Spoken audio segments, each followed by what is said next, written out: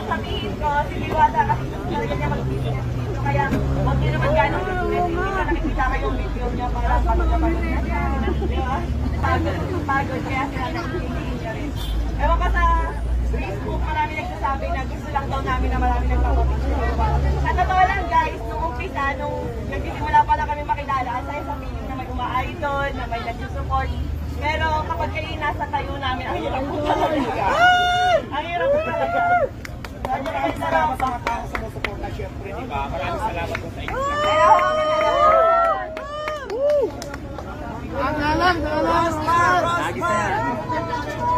Rosmar lang ang malakap! Kaya Diwata. Baka naman! Kung papabiliin kita, alin dyan sa dalawang kahon ang pipiliin. Oy! Bakit ayaw mo nitong isa? Sure ka na, ito na muna. Dalawa na lang! Isang milyon na ba? Alright.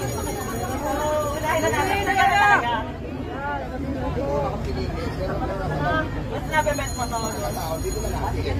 So, itaas natin ate ang first box natin.